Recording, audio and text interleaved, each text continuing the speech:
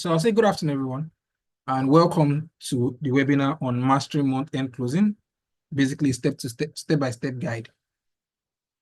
Now, the first thing I would like to talk about is what we call the class rules, right? As much as possible, people should use their names in Zoom. So try to rename your account and give the appropriate name so that when you want to call you, I can call you by your name and it makes communication easy. I believe in everyone contributes, right? You can either contribute by unmuting yourself at times designated for questions, or contribute in the chat box where you can drop questions and I will answer at designated time.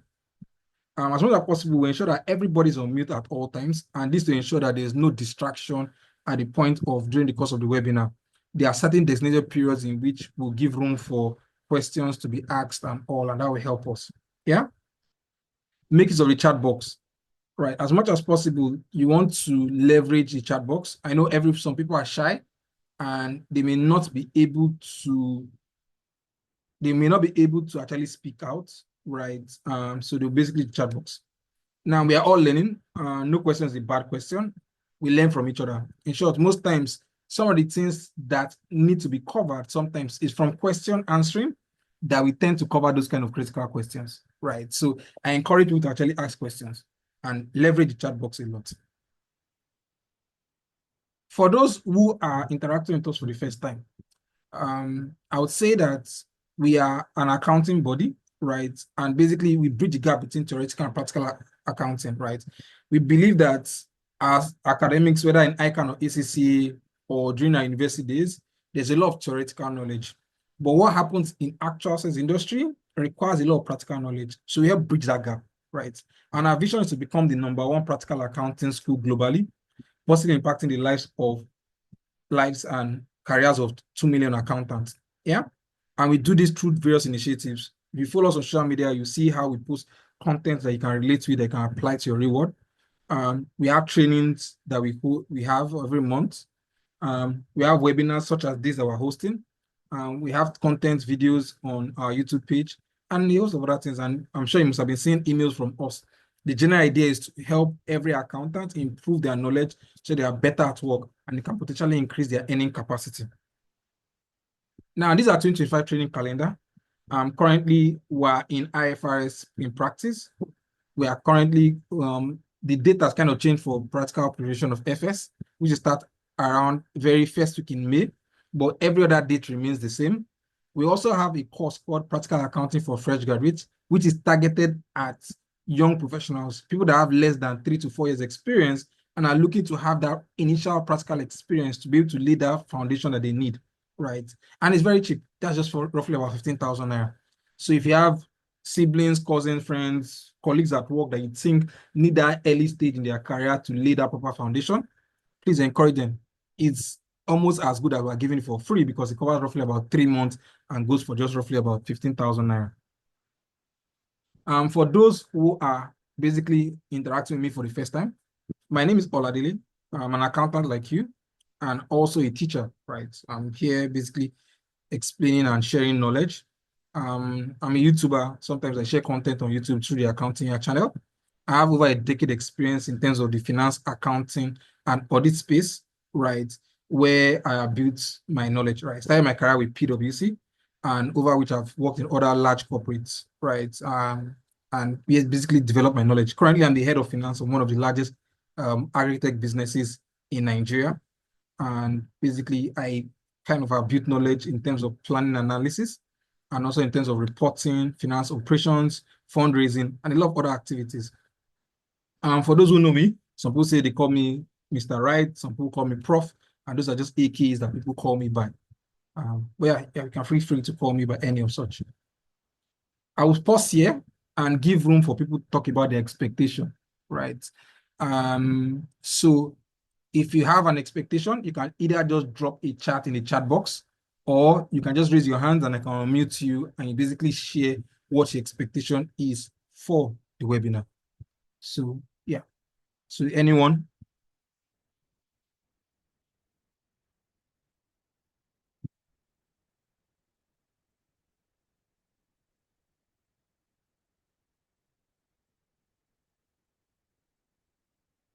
Expectations, please. Please don't feel shy.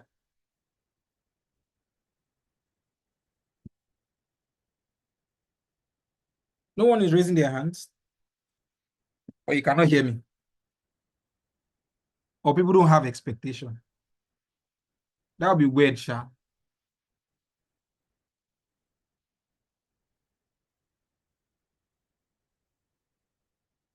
Okay, I think the first expectation is out.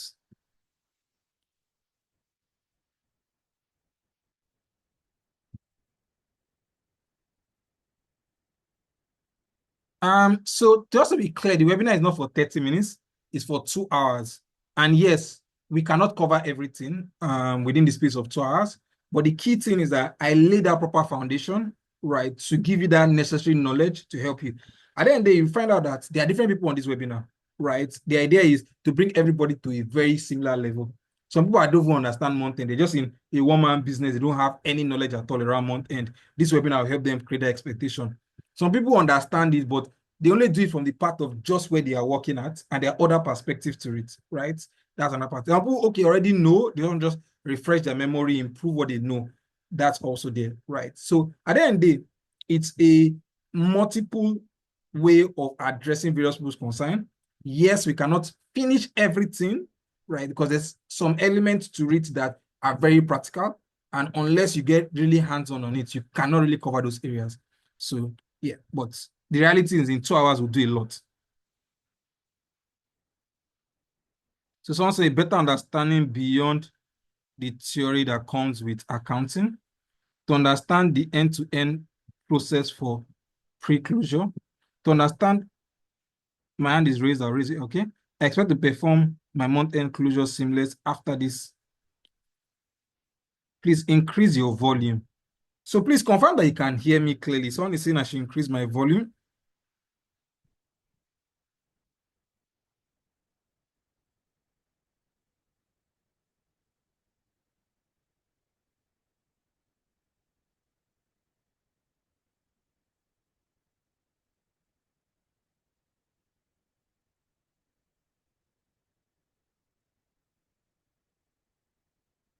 Yeah, confirm you can hear me clearly. Man, I expect to perform month-end closure seamlessly. My expectation is to enhance my knowledge base and to see how I may have a I may become I have become since I am no longer in active accounting role. Okay. I'm expecting to add to the little I know, enhance my knowledge, learn how to review and reconcile account accurately, common challenges, how to resolve and understand how to prepare accurate financial report for management. My expectation is to be able to practically apply the knowledge or preparation of FS probably and get a job. My expectation is to continue to improve my knowledge. Can hear you loud and clear. It's clear, it's clear, it's clear. Your volume is fine. Okay, good. So I think I've read a lot of chat. So let's get to people who have raised their hands. Yeah. So raise their hands. Let's hear from them. Okay. So I'll start with Ikeoluwa Oloide or Olujede. Sorry. Yeah. I think I've unmuted the person. Okay, good afternoon. My name Yeah. is Ikeoluwa. Okay, hi, Ikeoluwa. So basically, my expectation is to know how to, we can't have all the knowledge. We learn new things. So no matter how I've been doing it for a long time, I just want to be able to learn something new and know how to close my books properly because I've had the experience for the past 12 years now. Okay. All right. Yes. All right. So I'll be looking forward to getting feedback from you at the end of the webinar to see if we're able to meet your expectation on how we've improved. Yeah. All right. So Olamide, next person. Hi, Olamide. Can you hear? Yeah. Can you hear me? Yeah, I can hear you. For someone like me that is just transiting to finance and accounting, I'm certainly picking another job by next month from audit, and so I want to know how my typical end of the month would always go. Okay. All right. That's my interest. I want to learn this very well. Okay, that's fine. Thanks for that. Like I said, I know that different people are coming with different level of their experience, so the room is quite diversified. So you see me talk about some elementary things. So people that know those things should bear with me. And you see me get to some advanced things and people should also bear with me. Yeah. Thanks for that. Any other person? I think there are just two hands raised and I've answered them. Okay, I've seen a third hand, Johnson. Okay. Hi, Johnson. Hello, Johnson. Hi, Johnson. Johnson, you're not unmuting yourself. Oh. Okay, so I'll move on to Alfred Akpan. Alfred. Hello. All right, good afternoon, everyone. Yeah, good afternoon, Alfred. How you doing? Yes. Yeah, my expectation is to find out if there is any sequence involving month-end closing, what should be done first and what should follow, All right. so that nothing suffers and I'll become my feel a lot of time in the process of month-end closing. All right, that's fine. Thanks a lot, That's Alfred. basically my expectations. Yeah. All right, that's fine. All right, so I'll stop the recording there. Or let me leave it. All right, thanks for that. Now that we've covered the expectation, I'll start with the introduction to month-end closing. Now, the first thing I would always like to do is start with the objective of the webinar. Now, the objective of the webinar addresses four major concerns: knowing our role as an accountant in month-end reporting and closing, things to look out for, identify potential bottlenecks, and knowing the relevant schedules required during your month-end reporting closing process. Yeah. At the end of the webinar, you should be able to take from the webinar that you know what your role is during month-end closing, what are the kind of things you should look out for, identify potential bottlenecks, right? What are the kind of things that you should look out for that are typical bottlenecks, and knowing the relevant schedules that is required for month-end reporting and closing. Now, I will start with the definition of month-end closing. It actually involves the reconciling of account and verifying for accuracy. And the typical end result or product of your month-end process is the management account or financial statement. Now, the idea is, from definition, we always talk about data and information and how information needs to be timely and accurate. What month-end closing helps you do is ensure that data, right? Your data turns into information and it is accurate and timely. Because what typically happens most times is that you see some businesses during month end, they don't close their books timely. So what now happens is you see when they need a management account, it now takes a long time to bring it out. And then the quality of that management account is very poor. So the month end closing process guarantees that your data in your general ledger is accurate. Then two, your management account is able to come out timely, because the reality is that if you have a month end that ends, for example, 31st March, right?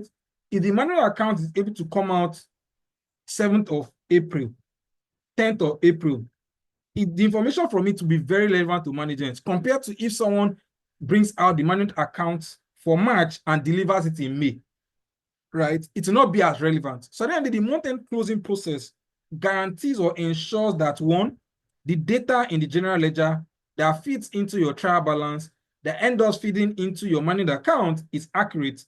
And it also ensures that you actually ensure that that data comes out timely. And that's very critical for a month-end closing. Now, the next piece is you realize that during month-end closing, typical things occur. One, you ensure that all transactions are properly recorded. So that means someone makes a sale. Was the entry passed to your revenue GL? Was it passed to other income? Or was it passed to expense? Right? An asset was acquired. Do I have it in my fixed asset as an addition? Right? A vendor was paid. Do I have that vendor balance? Has it reduced to the tune of the amount that has been paid? And has my bank balance also reduced? Now, month-end closing ensures that all those transactions that occurred during that relevant period have been properly accounted for in the books. Yeah. The other piece is not just that, oh, transactions have been posted correctly and all. There's also a review to it, because reality is, no matter how good a person is, what typically will happen is that there are potential errors. So you want to ensure that there's a second level of check in terms of review that would take place. And that's why I usually start with, there is a person that captures the transaction, there's a primary reviewer and potentially a secondary reviewer. And this may vary based on the size of the business, right? In some business, you're the only accountant. So in that place, you may not have a primary or secondary reviewer. You have to be the one to do like some level of self-check. But if you are dealing with, for example, a larger organization, you may see a scenario whereby there's someone that does the actual transaction, there's someone that does first level review or final level review. And in some cases, they may require some level of additional review, a primary review and a secondary reviewer. What do I mean by this? In some accounting software, there's what you call a workflow. Yeah. When someone posts a transaction, it doesn't hit the general ledger immediately. It's always pushed into someone else's pool, right? That requires to review that entry before he releases it. This can come in terms of when the person is raising an invoice, right? A customer invoice. It can come in terms of when I'm raising a journal, and those workflows exist. And sometimes some softwares don't have it. What some people do is that review is done outside of the system. So that means I raise a transaction, I put supporting documents, a senior accountant reviews and signs off on it before the person now goes to the accounting software to post the entry. So that review is always very important. Then finalization is talking about the fact that after all the relevant entries have been passed, after all the reviews have been done, after all the schedules have been prepared, you're able to finalize with a manual account that is accurate and is a true reflection of the state of the business, because all entries that should have gone into the general ledger are actually very accurate. Yeah. Now, the next piece is, why should we even have a month-end reporting or month-end closing process? Now, one of the key things is end users require it. You see that senior management actually has set up that process, that you should actually have a month-end closing process. Yeah. Because one of the key outputs of the month-end closing process is your manual account or your financial statements. So when you have that month-end closing process, it ensures that you have a manual account at the end of the process. So that way, management are able to feed on the outcome of that manual account to review and see where are we, right?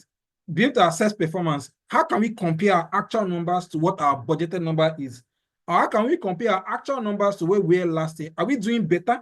It also helps them in making decisions, right? So for example, I actually give the example of during COVID. You find out that during COVID, a lot of businesses could not operate. And imagine if I could not acquire new assets or inventory, right? And because of general shutdown. If I have a manual account that tells me, CEO, I have this quantity of raw material, and with this, I can produce for the next 3 months if there's no supply from our vendors because of COVID. Or I say, oh, I have 1 billion or 500 million or 200 million or 100 million in my bank account. I can say, okay, if we don't sell, customer does not buy from us, did not do anything, and there's no, most call it collection. With the cash I have in my account, when will I run out in terms of that I can no longer support operations, I can no longer pay salaries? Yeah. So those informations are one of the things that you can extract from your management accounts, which is an output of the month-end closing process that can help you make informed decision in which business can now decide, oh, how should we go about it? So a lot of things can come out from the month-end closing in terms of decision making, but it helps you better, right? Sometimes from an end user perspective, the manual account, which is the end result of your month-end closing, you could end up sending to your board, you could send it to your lenders, right? So sometimes you see lenders, one of the what you call what's call it? I forgot the name they call it, but one of the requirements they usually have when they lend to you is to say, okay, you send them a compliance certificate and your management account. The compliance certificate is basically saying, okay, am I compliant to the relevant covenants that is tied to the borrowing they're giving to me? Yeah. Some people, shareholders will say, okay, I'm investing in business, I need to see the outcome, right? You have what's call it? Regulatory authorities that will say, oh, you need to file an UBCBN, you need to file your manual account, relevant information that they need. So different users will need it because they need that management account. And you want to ensure that the data that is inside that manual account is accurate. You don't want to ensure whereby you finalize the manual account is submitted, and 2 weeks later, the line you find out that it is not accurate. So the modern closing process ensures that the data that fits into the general ledger is accurate, the schedules you have are accurate, and the final manual account, which is the outcome of all those things that have been captured in your general ledger and trial balance, is actually accurate, right? With very minimal errors or exposure. Yeah. So I'll pause here and give room for questions?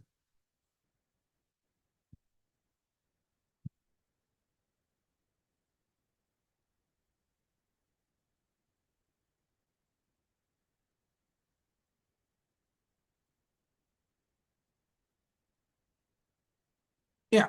So I pause here for questions. Does anyone have any question based on what I've explained so far?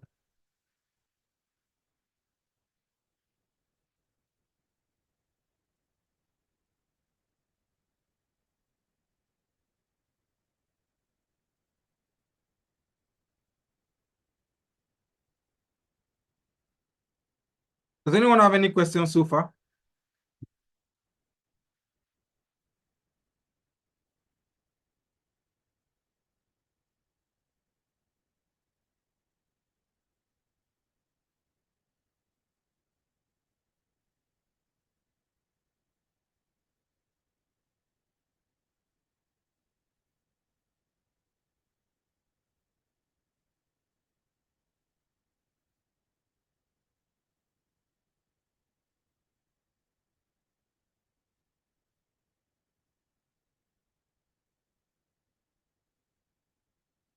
Yeah. So someone said, should we have schedules for all jails? To a large extent, yes. So typically, the only jails typically you would not prepare a new schedule for is when there is no change in the balance, right? But what I generally will tell people is that from a schedule perspective, your schedule should focus on things tied to your statement of financial position. So balance sheet. PRL, you could have some relevant schedules, but typically a detailed listing or a spool of those GLs would suffice most times, right? Mostly things that are tied to operating expense. So what kind of schedule do you want to prepare for an expense, one of some of those expense GL? You just be spools and just say transaction. So typically, just your spool of those GL will suffice. But there are some, based on the peculiarity of what they relate to, they would have schedules. So for example, you have your interest expense. It's tied to borrowing. So because it's tied to borrowing, you should be able to reconcile the interest expense from your borrowing schedule to the interest expense in your interest expense GL. Same with depreciation. If you have depreciation, right, typically it can be tied to your fixed asset movement schedule or your fixed asset register, and it should sync, right? So that way, when you're preparing your schedule for your movement schedule or your fixed asset register, there's some strong correlation to your expense GL for it. But as a general rule, the GLs, where you require schedules majorly, are statement of financial position and some specific GLs within your income statement. You can have a schedule for your revenue, for example. You can have your revenue, you can have a schedule for your COGS, for example. You can have a schedule for your interest expense and depreciation because they are tied to certain things in the balance sheet. You could have a schedule for income tax because you have a template that computes this is how I arrived at how much my income tax expense is. You could have a schedule for your staff costs because typically your staff cost has your payroll schedule. So if you have a consolidated payroll schedule, it can agree to your staff cost expense, right? So those are examples of things within your expense that could potentially have schedules, but not all of them. The others could, a spool of those GLs would suffice. Yeah. Let's see.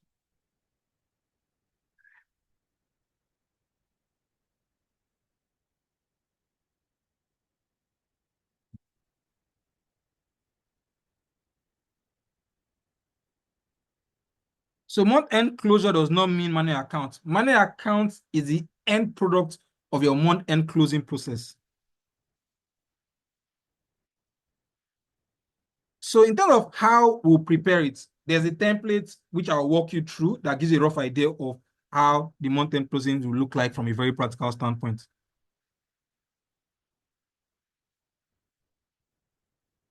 How does an accountant who typically uses accounting application automatically prepare various reports?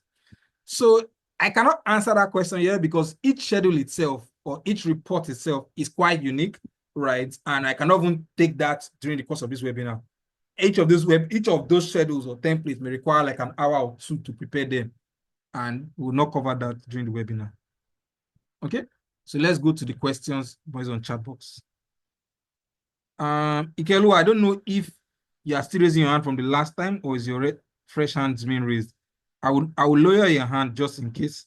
And if I see that you raise your hand, I'll know that is a new question. Same with Olamide. Okay, so let me ask Sonny. Hi, Sonny. Hello, good evening. Yeah, good evening. How you doing? I'm good. How are you? Thank you for the introduction. Mm-hmm. But I want to ask Mm-hmm. for an organization that doesn't have an accounting software Mm-hmm. and that they does all their financials is being prepared through the bank statements and maybe some little tracking from Excel. So how would they be able to do a month-end closing? And aside from that, let's assume they are trying to move their system into a software system now. So what are the things that ought to be on ground before they transition into the software? Okay. So if you are managing, let me ask you, how many people make up the account department in that business? In that business, it's only one person. Okay. So I can tell it's a very small business, right? Because at the end of Yeah. the day, the person will be the one that will prepare things and review it. And the only way you can manage that is to ensure that the time when he dedicates to reviewing, like do a self-review, is separate from the time when he actually does the actual entries himself, right?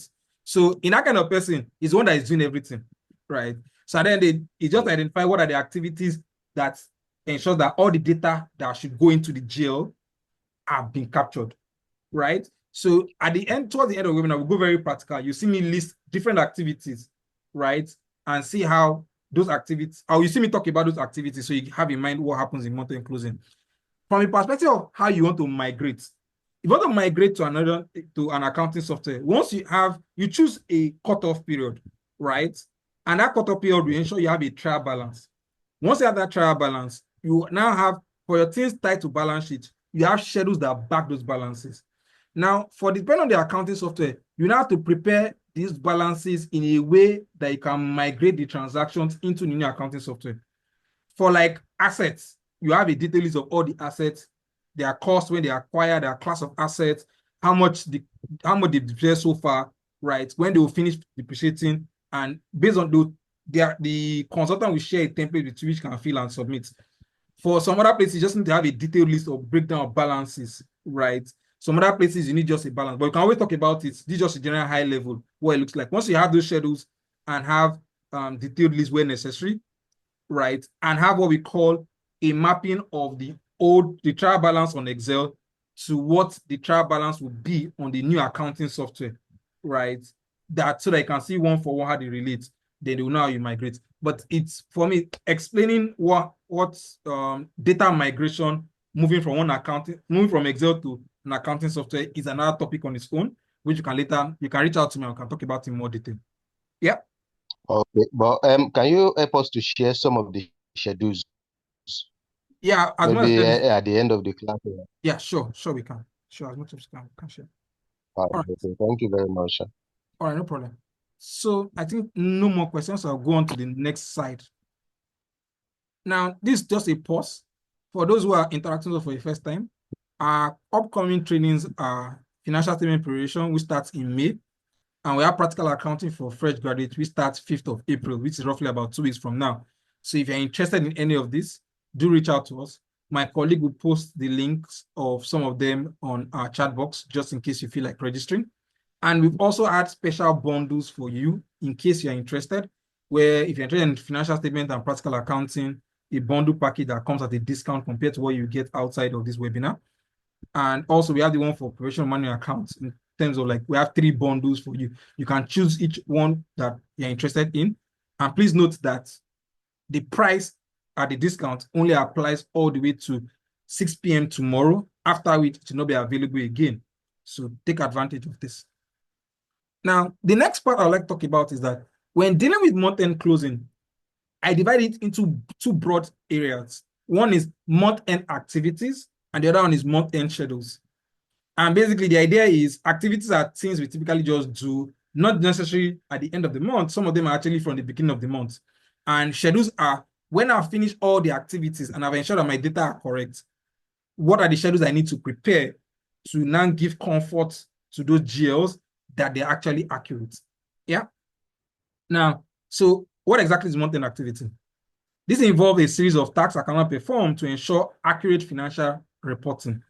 Now, the idea is for every accountant, where you're a payable officer, a receivable officer, a treasury accountant, there are certain activities that we do on a day-to-day basis. It could be raising invoice, it could be booking payment, it could be booking inflows, it could be booking a vendor's invoice, different activities. Those activities, when you put all of them together, they drive or ensure that data are being captured in your general ledger, invariably feed into what your month-end closing activity, how your month-end will end, right? So those activities are a precursor to your month-end closure.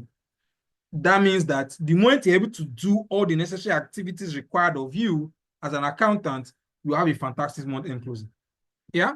Now, the idea is that with these activities, you're able to finalize the books, ensure and maintain that the books are actually in compliance, and provide manual relevant, reliable financial data for decision making.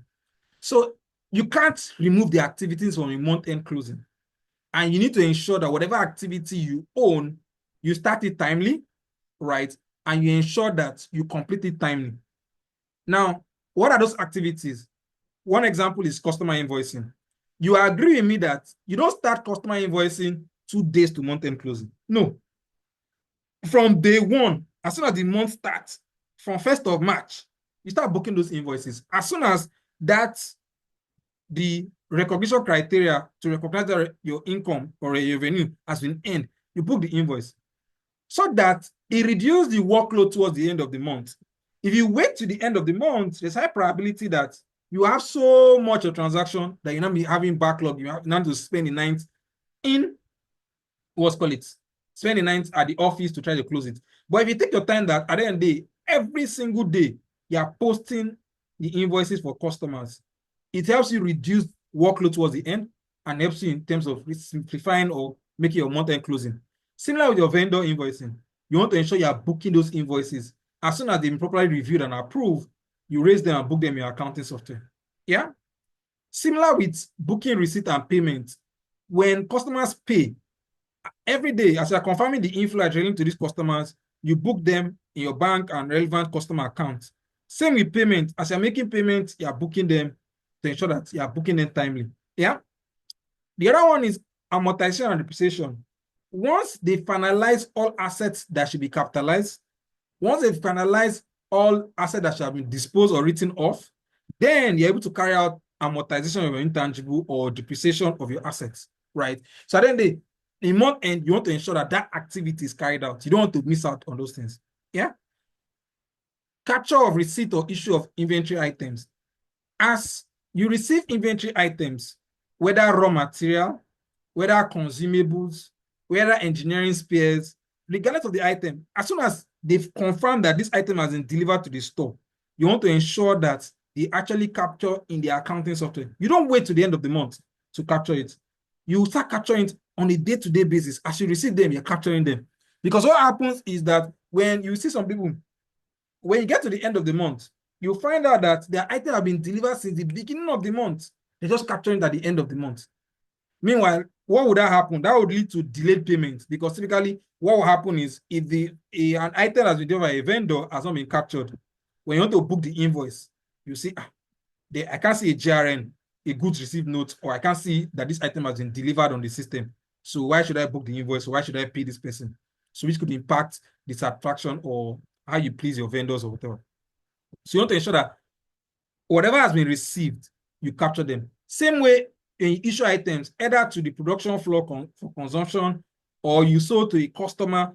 As those things happen, as soon as they pick it up, you want to ensure that that inventory leaves the physical location, right? So for some businesses, what you see happen is when I sell to a customer and it is in transit, they have what you call a virtual location known as GIT, where the item can be sitting pending when the customer is delivered to the customer location, right? But that way, it's no longer your physical location, so that if I do my stock count at the end of the period, I can reconcile my inventory based on my inventory listing on the system with what is physically on ground, right? And I can reconcile what is in transit to customer location to what is my GIT.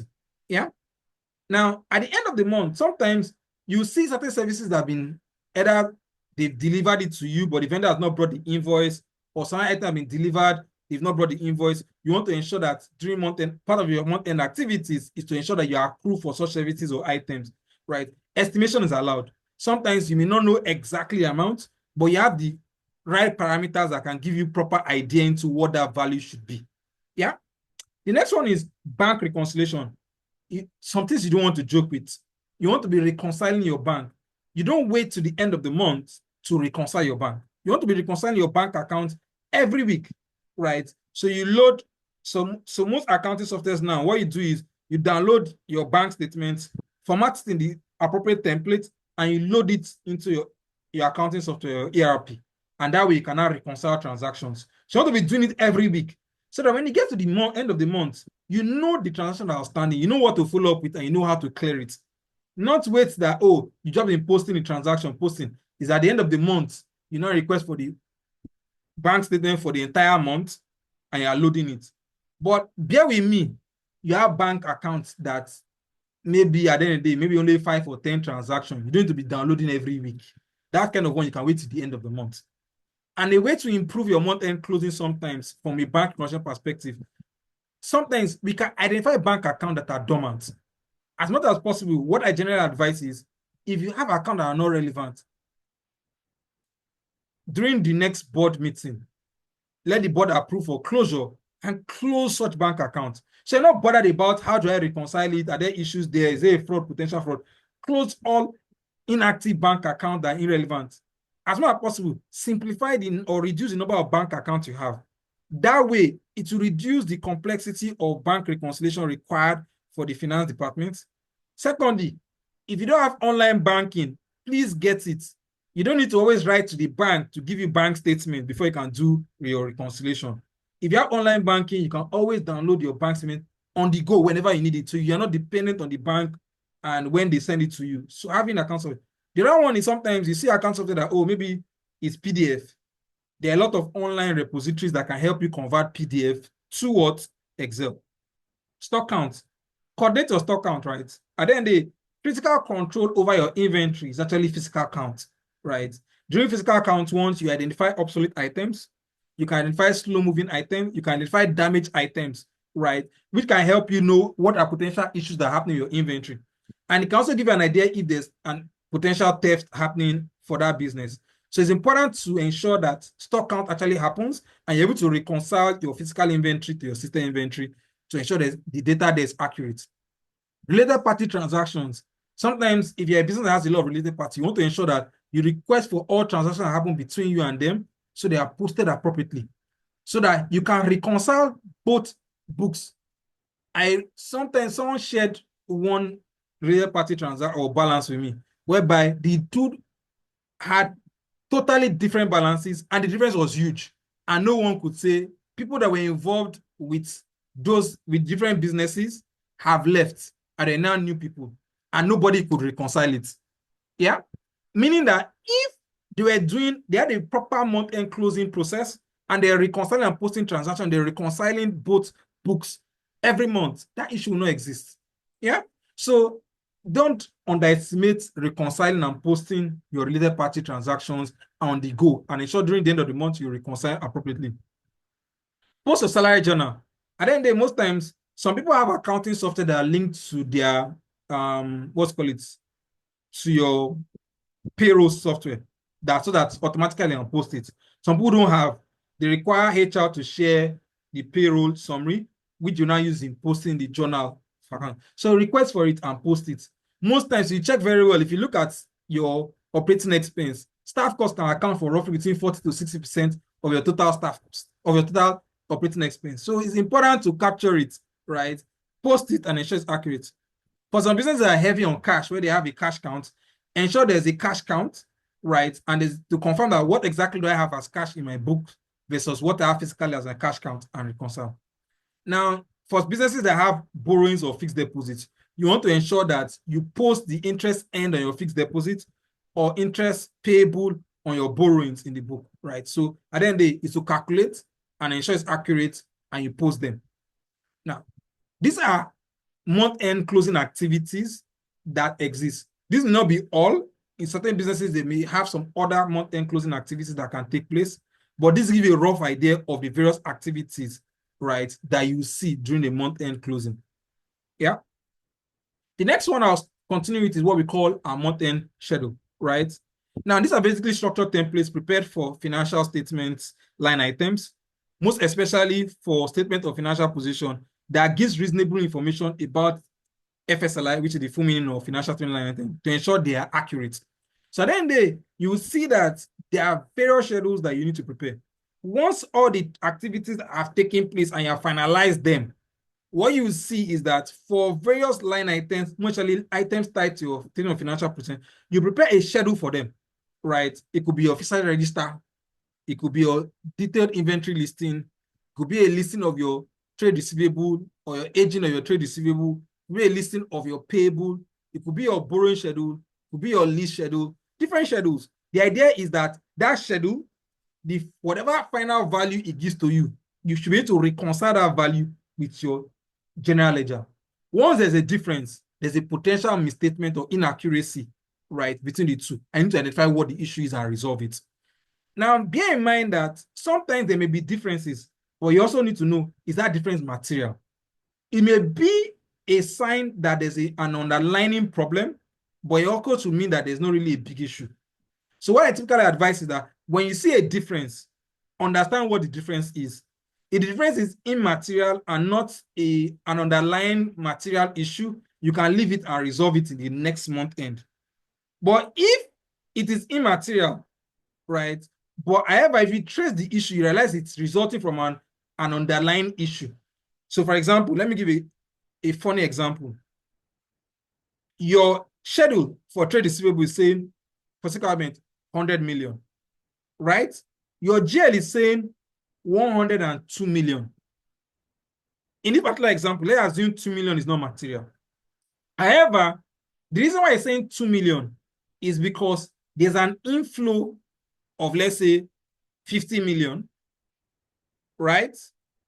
And there is a vendor invoice of, let's say, 48, or so a vendor invoice of 52 million. So you see that they are compensating, right? Balancing of 2 million, meaning that there's something wrong with your bank balance and there's something wrong with revenue. So from a trade receivable perspective, you say 2 million is immaterial. But however, the reason why I say the 2 million difference is that there are two transactions that are upsetting themselves, impacting my bank balance and impacting my revenue. So if I look at it from that perspective, it is material, right, from the other lines where they are coming from. So sometimes understanding what the difference is can make you understand, okay, we need to correct this. So we need to book the additional invoice of, in the schedule, recognize that 50 million, right, or 52 million, recognize that inflow of 50 million so that I can properly state the appropriate balance. Yeah. So that's some perspective into it. So we go into examples of schedules and that we should relate with. Popular one is your bank reconciliation schedule. Now, at the end of the day, once you have all your bank reconciled, you should be able to show that, oh, balance per bank and balance per GL are the same. And if there is a difference, you be able to tell what the difference is, right? Are there transactions in your bank that are not in your GL, or are there transactions in your GL that are not in your bank, and why they are reconciling, right? So, for example, maybe it's a mistake by the bank, they posted the transaction that occurred twice from their end, but it's not, it's their issue and they'll resolve the following month. Or you see basically see that kind of issue, or there's a transaction you've instructed the bank, it has gone through from one leg. For example, maybe you have an interbank transaction, right? You told Zenith Bank to transfer to UBA. Zenith Bank has made the transfer, it has gone through, but your UBA account has not received the fund at the end of the period. In UBA to be reconciling, but your GL, you definitely would have passed the both entries. So your Zenith is fine, but your UBA will be sticking out when comparing UBA with the bank statement. You want to show those things and ensure that you understand why they are reconciling. And don't forget, don't joke with bank reconciliation. For me, it's one of the critical things you want to ensure during month end is accurate and well done, because it has a way of having a ripple effect on so many things. It can have a ripple effect on your trade receivable. It can have a ripple effect on your trade payable, right? And could be quite huge. It could have a ripple effect in your advances. It could have a ripple effect in your prepayment. It could have a ripple effect in your borrowing. So many places could be impacted. So you want to ensure that your bank reconciliation is as accurate as possible because it could have multiple effects on various lines within your financial statement that could give you big problem later on. You have your fixed asset register. The fixed asset register basically is showing you a list of all assets owned by the business, when they are acquired or the day they are capitalized, the nature of description of that asset, the cost of that asset, how much depreciation has suffered on that asset, the useful life and relevant details, and the class of those assets. Yeah. Your payment schedule basically is a more summarized version, right? It just shows what activity has happened within a period relating to fixed assets. What asset have I added? What asset have I sold? What depreciation have occurred, right? What asset have I written off? Your payment is basically telling you, oh, what are those expenses that are over time for which I have paid money in advance for them? Good example is rent. Good example is insurance. You want to have them. Your inventory listing, you want to have a list of all your inventory items by class. So someone is doing something fun, I don't know. Let me pause. Yeah, so the inventory list will just show you your list of inventory items. Typically, what you show is for most inventory items, there's usually a code, a description, the quantity of the item, your weighted average, or depending on the costing approach you've done, and what the value it is.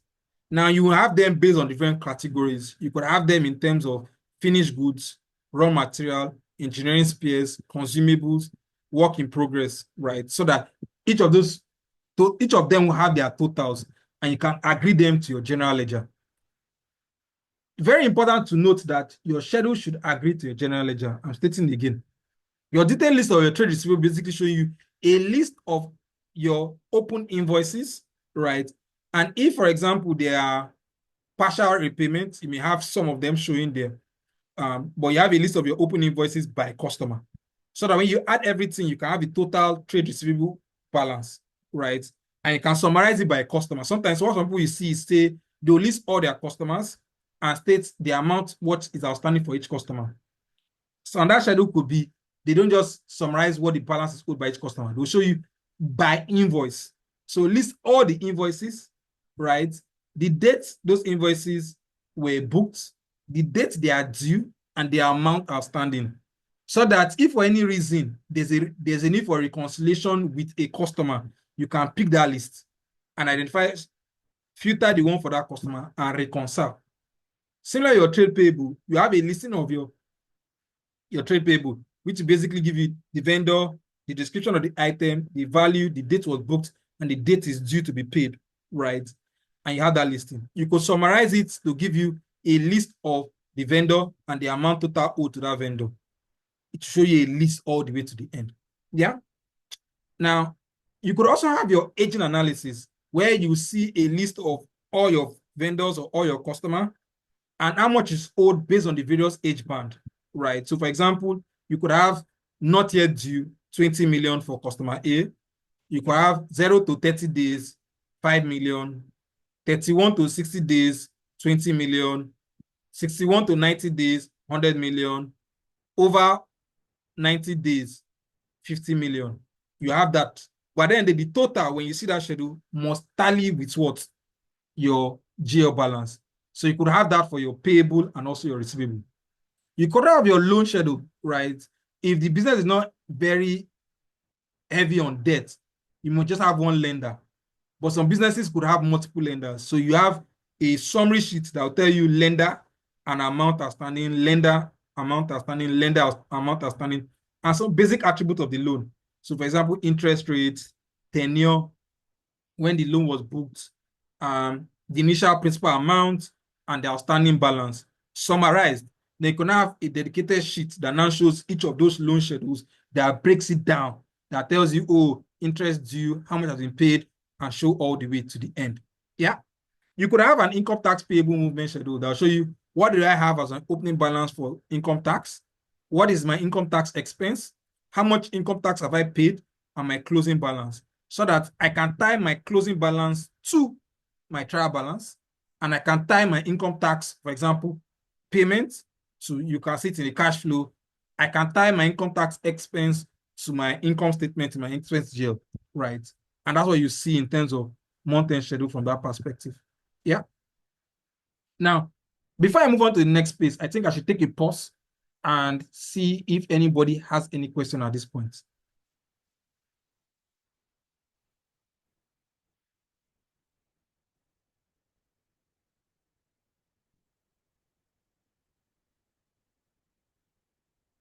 So writing off an asset, right? So if it's an accounting software, specifically, they will have features for write-off.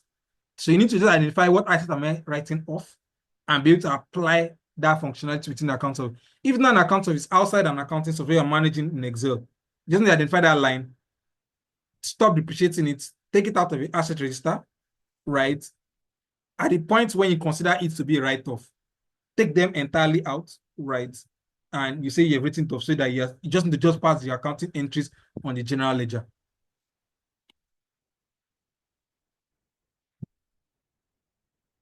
So, someone said some of us exam in May. I'm not sure I understand that one.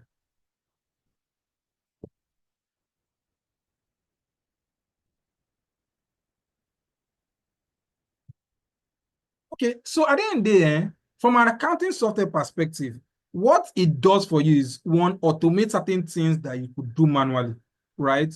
Second one is, there's what you call, what's call it, for some accounting softwares, you can close the period. What it does is that the moment you posted all transactions you're seeing is accurate, you can close a period so that nobody can go back into that period to post.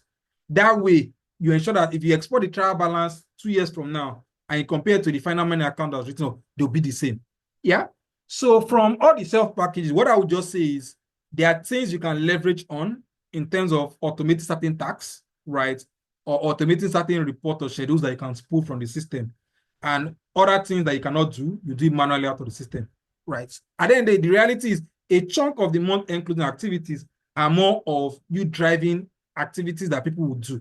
So whether on off the shelf or ERP, you post invoices, right? All you need to do is the person who is responsible, he does that activity.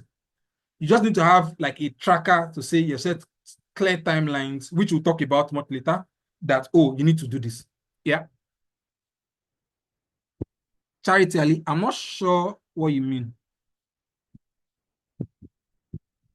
Yes, you expect to actually prepare a manual account every month. It makes your life easy at the end of the period in terms of ensuring that when you can get to the end of the month, by the time you have to prepare or the end of the year, by the time you prepare your financial statement, it will be easier for you. And there'll be less errors or issues with the final one at that point in time.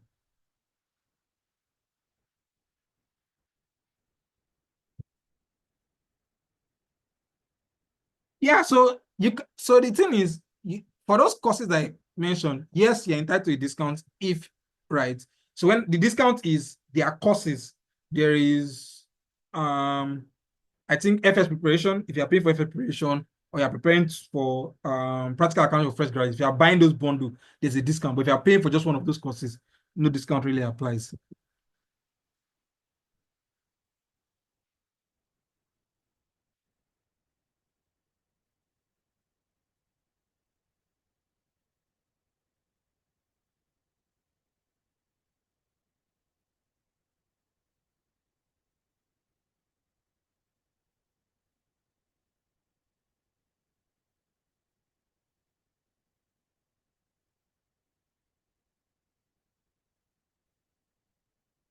Yeah, 3 materials I will share with you.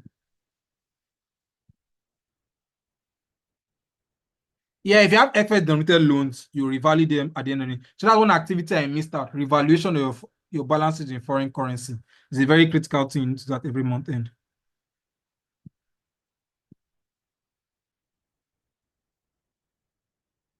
So the Excel is more for the schedule, not for the tracking of transaction. So typically what happens is that at the end of the period, what will happen is you have your account, your schedules, which you prepare on Excel. Some accounting softwares are so robust that a lot of those schedules are already available on the software. For example, your official register and all. But sometimes some people do those reviews outside of accounting software, right, on Excel. But some of them, they already have those schedules available on the accounting software, right, that you don't need to export it on Excel anymore.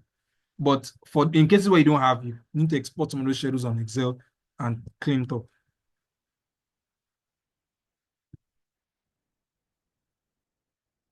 So account of there are a lot, right? There's Zero, there's Odoo, there's Sage, there's QuickBook, there's SAP, there's Navision Dynamics, right? There are a lot of accounts. There's BusyWin, there's a lot.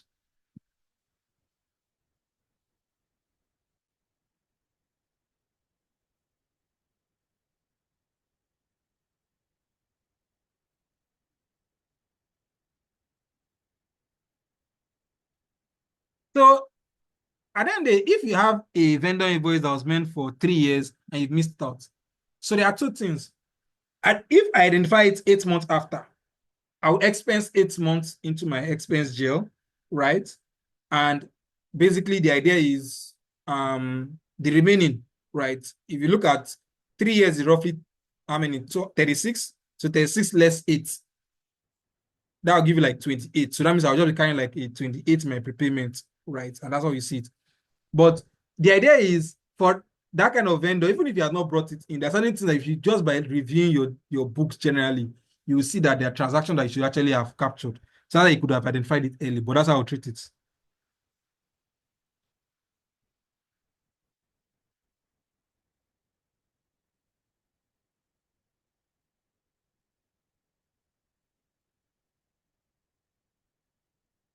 Okay, so I get. Okay, so I think we addressed the concern about the FX preparation class starting in May. Yeah.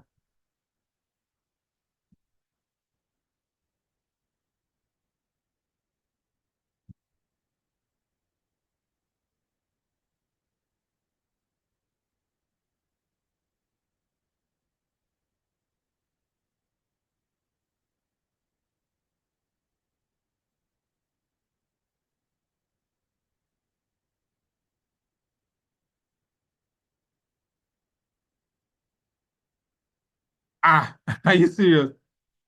No, so to be very honest, Osaze, what you recommended was the right thing. If you have dormant accounts that you need to close, that's actually the appropriate thing. Why they said they gave you a query, I don't know. But what you recommended, to be very honest, was the right thing to be done, right? Because it should just be inefficient of you every month trying to close it and just pass on.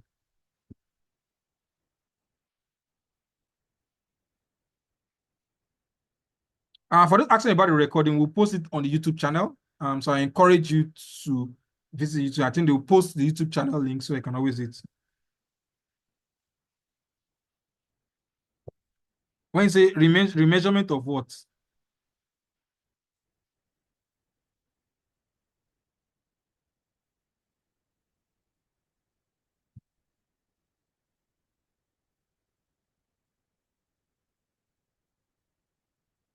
So yes. So let me give you electricity, for example.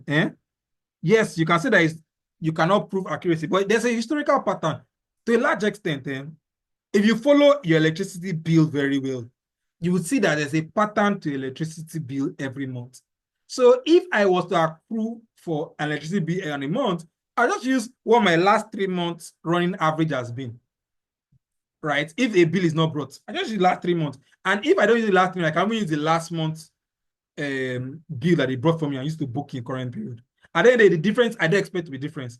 If your electricity bill is fluctuating, and that's where there's a concern. But I would expect that month on month, your electricity bill should not differ significantly, except when there's a new tariff or for one thing or the other, light of better in terms of availability to you, right? So to a large extent, you can accrue it for it using your last month or the last 3 month running average.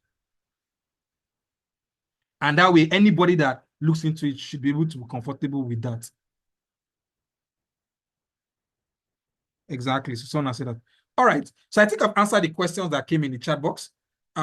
So the next piece I'll go into is month-end challenges and way to improve month-end closing. In a way, I've talked about some of these things, but I think in the next portion, I would be able to talk about it more, right? And that can give you more context into it. Yeah. Now, so these are the typical challenges that come during month end: missing entries or late entries. So that means, like example, our colleague mentioned about, oh, there was a vendor invoice for lease or rent that was missed out, and 8 months later it is covered. That's a typical challenge that typically happen, right? Or you have transactions that are being trying to be captured at the very late period. Now, when we're about to close the book and submit manual account, one accountant just go, Ogami sir, I have a journal I've not posted. Oh, I have an expense I've not booked. You want to avoid such, right? Unreconciled account, you have related party, you've not even done reconciliation with the related party. Yeah. Or you've not even reconciled your vendors. Because typically what you expect is that for your major vendors and customers, you want to form some level of like reconciliation you want to have with them. Major, keyword to note, major, because it may be inefficient for you to be reconciling every vendor. But you can identify who are your major vendors and customers. And during maybe on a monthly or quarterly basis, you want to reconcile with them. That way you can gain comfort over the balance you're carrying. Yeah. I can help you resolve issues of long outstanding invoices and the case. Yeah. Inefficient accrual process. So like you identified, you need to identify what's the best approach, right, of properly accruing for certain transactions, right? And typically, knowing what a very good way of going about it could solve a lot of challenge. Like rightly identified, electricity, you could use your last month or use your last 3 months running average, right? And to a large extent, that should help you. You see a lot of people, you see that doing month-end closing, meanwhile, it's manual labor, right? They're doing manual labor and they feel that they're doing month-end closing and I'm doing the work. But meanwhile, it's just manual labor, right? You see people, they'll prepare a trial balance and they'll be posting manual entries on Excel to now get an adjusted trial balance. It's manual labor. You should actually do everything on your accounting software to a reasonable extent. You should limit the manual entries outside of the accounting software to the barest minimum, right? And as much as possible, make it 0. Yeah. 2, whatever you can automate. Don't be doing yourself a lot of labor work, right? The other one is poor coordination and communication. As much as possible, finance is the owner of month-end closing, right? But we interact with a lot of departments who we depend on to properly to close our books, right? For example, the people managing inventory and the store, we depend on them to be able to close our books. The sales team, we depend on them. Procurement team, we depend on them. So you want to be able to ensure that we communicate properly to them of what we need from them and ensure that they understand that we need these things timely, right? And they understand the importance of month-end closing and how it impacts the entire business as a whole. Because the earlier I finish month-end closing, the earlier I relate to return back to core operations and deliver in other tasks that could potentially help the business in terms of growing. Yeah? You have an inadequate or review or approval process. As much as possible, every transaction, depending on the size of the business, you should actually have a owner of a process and someone that reviews, right, or someone that approves whatever someone is doing. That way, it reduces issues in the jail and ensures that the jail is very accurate. So ensuring that you actually have that review process helps ensure the accuracy or the integrity of the general ledger. Yeah. Sometimes you have complex reporting requirements. Some people request for things that are very irrelevant or just too difficult to me. As much as possible, you want to simplify your reporting requirements, right? Certain things that people are asking for, standardize what their request is so that one manual account can be used for all the various users, right? So things that you think are not required, try to fight against it so that you can limit what is required at a reporting perspective. Yeah. So that way, you're not doing too much that is not required. Identify what is important and let's streamline our reporting process to handle those things.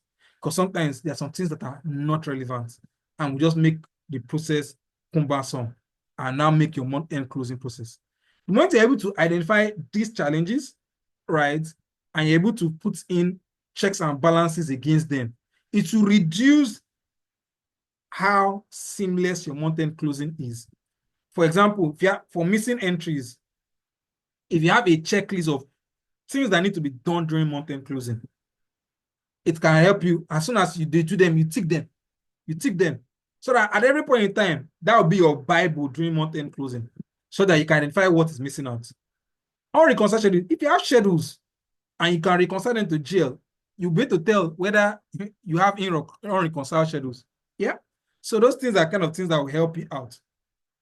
So in order to improve or enhance your month-end closing, these are the kind of things that you should do. One is automate, right? So sometimes what you will need is maybe to implement a particular functionality or feature in your accounting software. Yeah. That will make you turn a manual process into an automated process. Let me give you an example.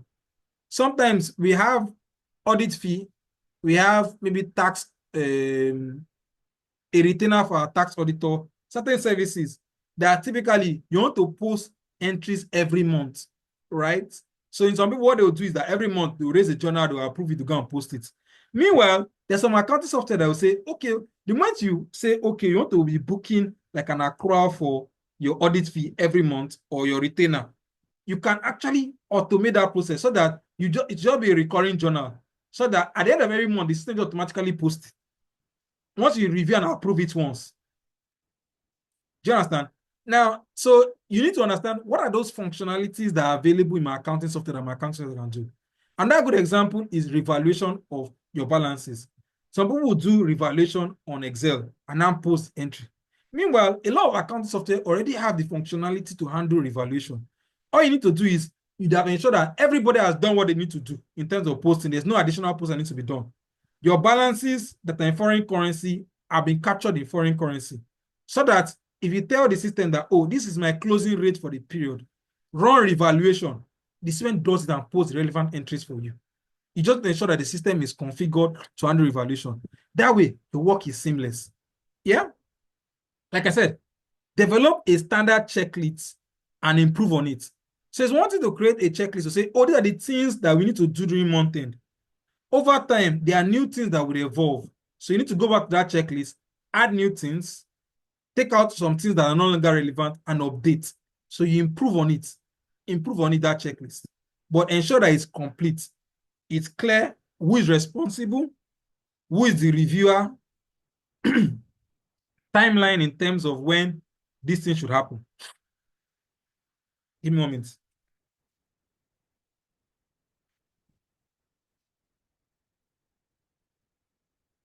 Adopt continuous reconciliation. Some people wait to month end before they reconcile their bank. But if they have been reconciling every week, by the time you get to the month, what is required of them in terms of bank is little, so that they're able to deliver bank reconciliation timely.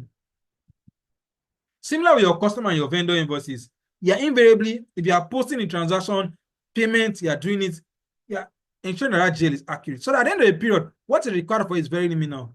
But meanwhile, some people will leave it, they'll pile the invoice on their decks.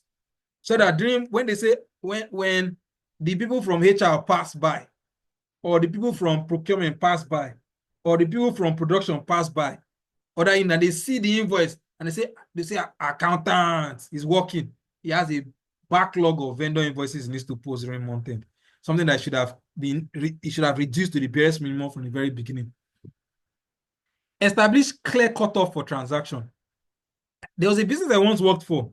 They will tell you that by 25th, any vendor that has not submitted his invoice by that date should not bother submitting invoice to the following month. So that the last 5 days of the month, any invoice that needs to be booked, you just book it, right? Based on what has been submitted. So you're not getting invoice. Because you've set a clear cutoff, you don't have a problem again. But if you are still receiving invoices all the way to the last day, it will give you a problem during month-end closing. Yeah? And this will apply to how you are invoicing your customers too. Yeah? But most times, your people will fight you. They'll say you don't want to book your invoice to customer. You want to understate your revenue, right? Because you want to ensure that you want to meet up your month-end closing. So most times it's difficult to to sell that for your revenue line, right? But as much as possible, do set up something close that will ensure that you have all these things accurate as much as possible. Estimation is allowed. This boils down to the same thing as the rent, or sorry, the electricity bill. If you don't, sometimes you may not get invoices, but you can reasonably estimate the value based on historical trends, right? Based on, for example, the purchase order or contract that was entered, that can give you an idea. And also information you can get from the other department that were either are heavily involved in that transaction. They can tell you that, oh, to a large extent, this is where we've reached in this project, right? This is how far we've gone. And based on that, you can estimate what that cost should be, and you can book what the necessary accrual that relates to it. Yeah. Now, encourage cross-unit collaboration. As much as possible, other units are your partners, right? You depend on them. There's a lot of dependency on some of the things that is required from them. So you want to communicate with them early enough and collaborate with them, right? Such that during month end, they support you, right? If they send information you need from them, design a template and say, oh, I need information for you in this format. Oh, I need information by month end from you, right? So please be aware 2 weeks earlier so that they know and just be following and be reminding them. But collaborate so that as much as possible, they're able to make your month end closing seamless, right? Then you cannot stop a review, right? Don't wait till the end of the month. Just be reviewing the GL so you can identify potential issues early enough, analyze your GL so you can spot them early enough and correct them. And as month end is happening, you are reviewing it and not waiting to the end of the period to actually correct some of those issues. You are correcting them. So then when you get to the end of the month, what is left in terms of issues to be resolved is very small. Yeah, not a lot. Now, carry out post-close review. Now, at the end of the period, when you've closed your books, you want to sit down with the finance department, right? And discuss with everybody. These are the issues we identified during the course of this month end. What can we do to make this better? These are the issues we had. These issues result from this particular challenge, right? And by the time you discuss with people, you can actually collaborate and see how you could do it differently, or approach it differently to ensure that that error does not occur going forward. So that way, your month-end closing process is ever improving at the end of every month. So you become better over time, right? And everybody is being carried along as much as possible. Always look at month-end closing as a group activity and not as an individual activity. You collaborate, right? Your teamwork is very important. Yeah. Now, I'll pause here and give room for questions. If anybody has any question based on this.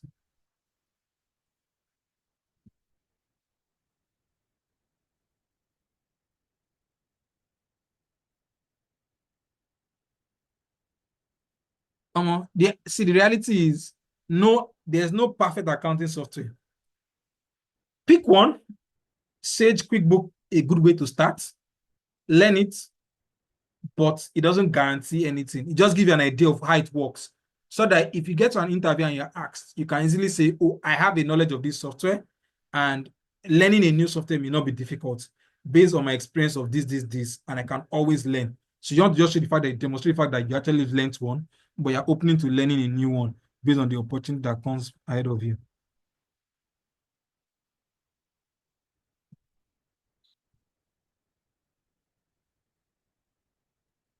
Yeah, I'm going to show you a sample checklist, don't worry.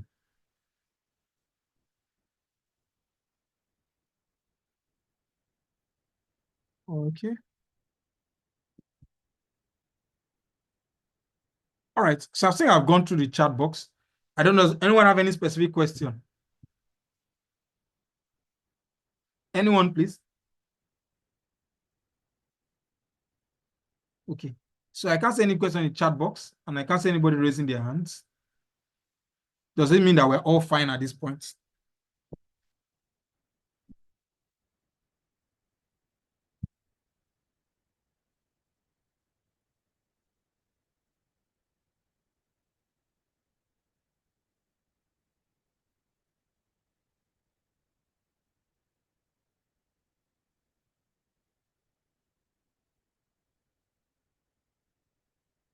Does anyone have any question at this point?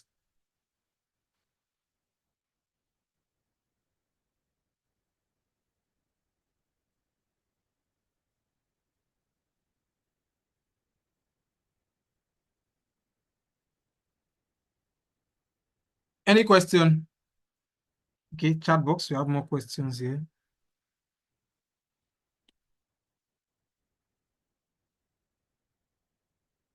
If you just joined, don't worry, there's a video you can learn.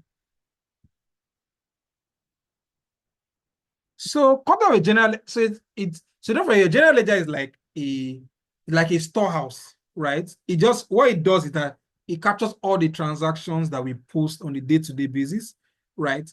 The final output of your general ledger is your trial balance that summarizes it in terms of GL or GL description and the amount, right? So general ledger is just the general like a database that houses all the transactions that have been captured for a business over a period of time.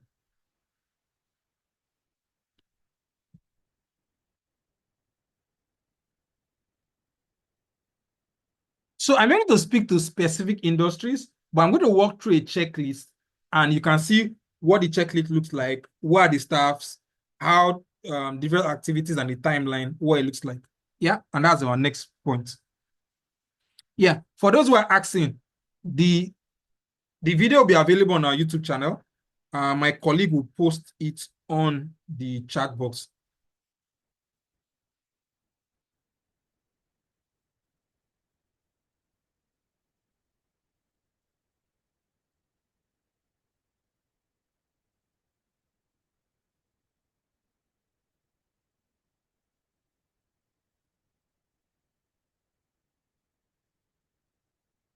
So someone say, how can I handle, sorry.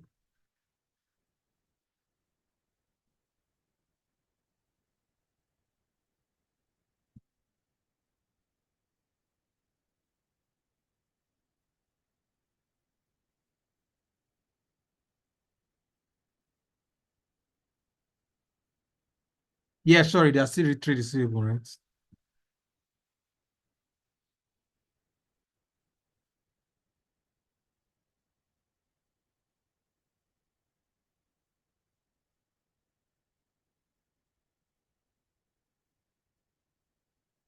And so that's not the best way to check inventory. Your best way to check inventory is a stock count. Then once you do the stock count, you will pick up your software and you spool it. You can see it once you have your weighted average correct.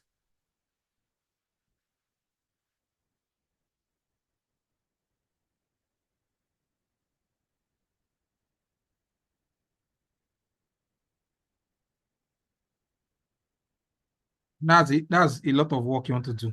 You want to like review and show that everything's fine. Yeah, it's going to be on the YouTube channel. Yeah. Okay. Someone has his hands raised, so let me answer him.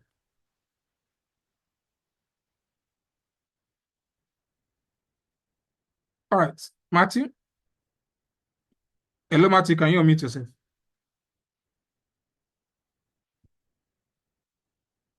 Hi, Matthew. Hello, Matthew. I'm asking you to unmute yourself. You're not muting yourself.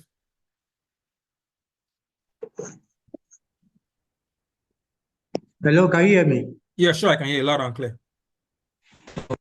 Please, I have to ask a question. It's not totally on what is being said now, but I just want to find out now. Like now, I'm not a qualified accountant yet. I'm still in the process of getting qualified, but just relating it to the firm I work now. I work in a law firm as the accountant there. But I get to see that the solicitors, maybe they have laws guiding their remuneration. That's the amount that can be before they go to their Sorry, your Matthew, I don't know, something is wrong. Your voice is breaking. I don't know if it's your network.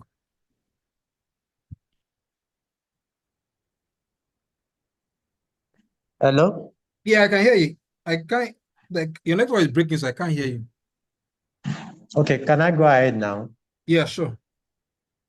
So what I'm saying is that for the law firm, what I find out is that they have established laws that guides remuneration of one who studies law before they go to their law school and after they come out, and they have a least amount that such one can be paid But in the accounting profession, I don't think it's like that. They just price those who are not yet qualified. They price them anyhow. So I don't know what is the accounting profession doing with respect to this, because it's just like we are just dumped in the market and it's not favorable except you are qualified. What about those who are in the process of qualifying? I just want you to talk on that, please. Thank you. So first, thanks for your question, right? So what you've asked is not really relating to the webinar, right? Yes. Yes. And I'll plead with you that we can answer that question outside of the webinar. Yeah? Okay, no problem. All right, thank you very much.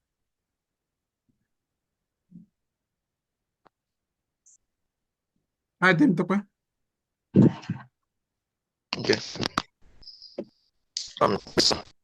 Yeah, I'm with you. And I acknowledge your colleagues that are in the webinar. Also, sir, based on what we have been discussing on improving the our month-end closure, so I want to ask, you are saying something about the inventory. Can you hear me, sir? Yeah, I'm with you. About the stock, to be precise. I work in an hospital and we have pharmaceutical department, you know, the number of volume of drugs they are going to have and orders. And majority of them have been used, and let me say they are very, very used to manual, which always make work difficult.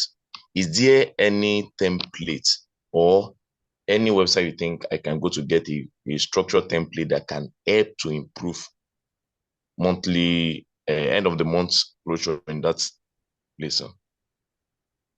Okay. So I heard your question, right? So the way I always want to start from is, what is your biggest challenge in month-end closing in the hospital? My biggest challenge is one, the team I work with is like, you know, these people that they have graduated 1999 and they have not tried to improved or look at what is happening, the changes that is happening in the accounting industry, and they believe like this is the way we have been doing it. You understand all those vibes? Yeah, I like get it. this So way you have a team problem. So the people that are involved, they're not interested in the month-end closing process, right? It's not that they are not interested. They have a pattern that they want it to be like the way they have been doing it. They are not willing to change their approach. They don't want to change their approach. Then secondly, the company is not really to pay for any accounting software. I think they are just, the Excel has been what we have been using and which has been given. So you have to understand, like, I have to enter all data manually. Manual. Okay. So how many people make up the account department?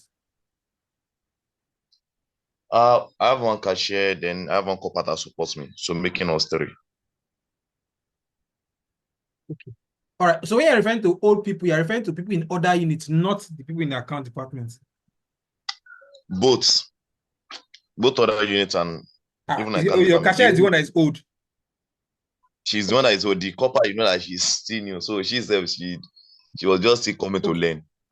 So the thing is, at the end of the day, for you to get the business to change from Excel to accounting software is to make them understand what value does the accounting software bring, right, to them. Now, sometimes don't forget that investing in accounting software is a business issue, right? If my business is so small that the revenue is very small and account software will make me incur cost, I will avoid it, right? So at the end, it's a cost benefit. If you need to just be able to prove to them that, okay, these are the benefits of the software, right, that can help us improve certain areas in the business, and they can see value for it, they invest in it. But the moment you need to prove that there's some benefits that outweigh the cost they're going to invest in it, they may not consider it. Do you get? So for me, if I'm looking at the hospital, are there areas in terms of issues in billing, the billing process of customers, right? Yeah, that's one. Two is do you have a lot of wastages coming from how you manage your drugs and all? So do you end up having issues in terms of expiry, that you end up have to throw a lot of drugs away, and those losses and all. Those are the kind of things that I will look into and say, okay, with the software, can it help me reduce or potentially point out these challenges and help us drive some cost savings in those areas? Then I can create a business case to the owner of business and say, see these issues we're having. With the accounting software, we can solve A, B, and C. And with this, we can reduce these losses we're having by the tune of this amount. Meanwhile, only investing 1 million, right? So that's how I think about it, to make them think about investing in an accounting software. Is identify what are your pain areas, what are those losses that the business is suffering that potentially you could benefit from on an investment in accounting software.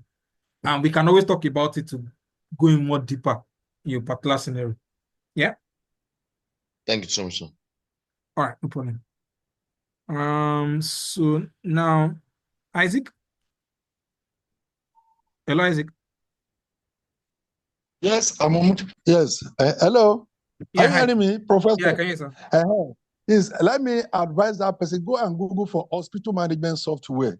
If those people will agree, because all these hospitals, they are very conservative, but there are so many hospital management software that this particularly with the management of their inventory. Okay, whether, most of those inventory, they are finished products, or do they produce drug themselves? Because there are some hospitals that produce drugs. Okay, they have a way of producing drug themselves and so on. So, but go and Google hospital management software. You will see a lot that if they have the money to procure, if not, forge ahead. And if it's not a big hospital, maybe something like small law university, I don't know whether it can be used for them. That's just my contribution. Thank you, sir, our professor. Yes, all right, sir. Thanks, sir. Thank you very much. Xiaomi. Hi, Xiaomi. Hi, Xiaomi. Good evening. I don't know if you can hear me. Yeah, I can hear you. Oh, I'm so sorry about the Xiaomi thing. I've not updated my profile. I think that this is like my second time on a Zoom meeting. I'm so sorry. I have some questions I want to ask. I paid for this course and I just got a notice 4 minutes to 4 o'clock that there will be a Zoom meeting. I don't know if you can still hear me. Yeah, I'm here. I can hear you. And when I paid for this course, part of the flyer, some of the things I saw on the flyer was that even the ones without any accounting experience, and they are going to be taught. We're going to be taught on how the whole accounting industry works and everything, how to launch yourself into the industry without any experience. And I'm really in shock to see that we are starting the course with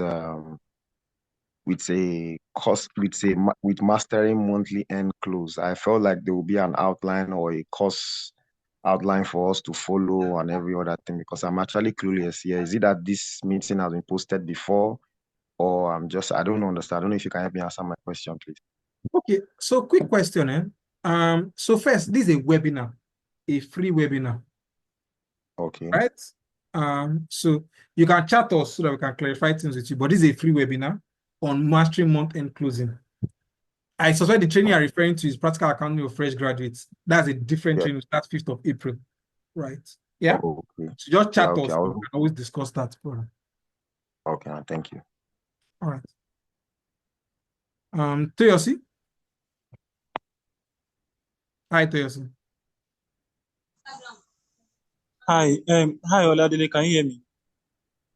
Yeah, I can hear you. Yeah, good evening. Thank you for the insightful section. Please, I have a question regarding this inventory. So, my question is, though we use an accounting software, but on month-end basis, we only discovered that our GL for inventory is not always equals to the module. It's not equal to what? It's not always reconciling to the module, right? Because what I understand by reconciliation of inventory is when you how will I even put it? Your when you compute your stock accounts, like then you now compare with your module, then the two must align, right? but most of the time I want to ask for an advice. What can we do in order to ensure that the module and that of the GL actually reconcile? Could that be because most of our inventory we import them, right? Could that be because the average cost is not being computed well? And then when you are doing inventory reconciliation, are you reconciling the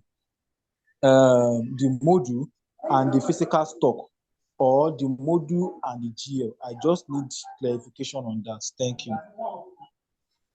Okay. So the way I'll reconcile my inventory listing with my what's happening in jail is one, I will narrow down into a category that has a problem. Yeah. So when I count my inventory, I have them into various categories. So I don't want to believe that everything does not reconcile, right? Because there are some inventory balance or categories that may not move at all. So if the inventory balance does not move at all, I have a difference, then there's a problem somewhere, right? That's one. Two is that if I even pick in a simple case, I pick my opening inventory and I do purchases less sales, I should have an expected closing balance. Yeah. And can I do that work back again also for what my based on my physical count and narrow down the problem? Once I identify the specific inventory items that have an issue, then I should be able to drill down into more details what the challenge is and why there's a difference between the two of them. Do you understand? So the reality is reconciling inventory is not pretty straightforward. Sometimes it may require serious like a recount multiple times. But by the time you do it like 3 or 4 times, you should be able to resolve or identify what the problem is. Some softwares, the challenge is with some softwares is that if I receive an item, for example, if I receive an item, for example, physically, let's say 28th of March, but I capture it on the system 3rd of April, the system will not allow me backdate it. So what happens is that I cannot, if I spool my accounting software inventory balance, it will forever there will always be a difference between my fiscal account because my inventory system does not capture transactions that actually occurred now, but because I posted it after the end of the month, it's capturing like it occurred in April. So you need to understand, does my account software have that problem? There are a lot of accounts software have that problem whereby inventory, you cannot backdate transaction to when you actually receive it. You can only backdate it to when you can only post it at the time when you're actually posting it. Do you get? So is that the issue you're having? I don't know if I've answered or I'm in line with your question in case I missed out any key points. Unfortunately, yeah, it seems I can't see your hand anymore. Do you see?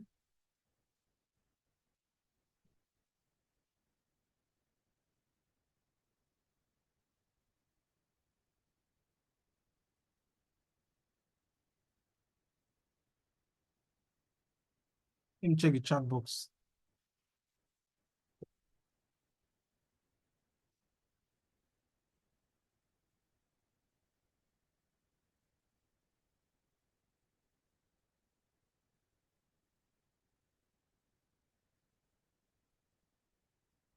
Yes, I'm not sure when you say no, boss. I said I've answered your question, or there are still things that are unclear to you.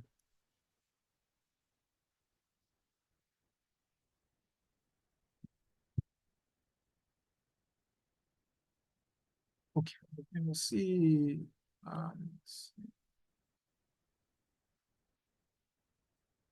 Let's see. Oh, yes.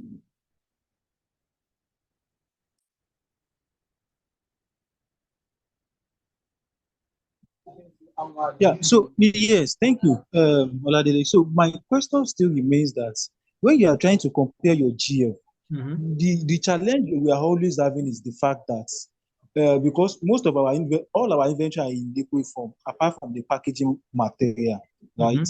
But at the end of the month, what we always do is to compare the GL and the inventory in the module. So we always have a discrepancy. Whereas it is this from this same inventory that we transfer to the to production for usage. But most of the time, when we always at month end like that, we always have a variance and a difference, a huge volumes, like them not in quantity per se, but in values. In value. So I want to seek for an advice. How can we do it better Okay, in so subsequent period? the thing is, Just to ensure that the GL and the module is conserved. I'm not even talking about the physical stock now. So because the major goal is that at the end of the day, your GL and your module must be conserved. That's the goal. okay, So what I can you get you. advise So them? right now, so just to be sure, does the module and the physical count agree?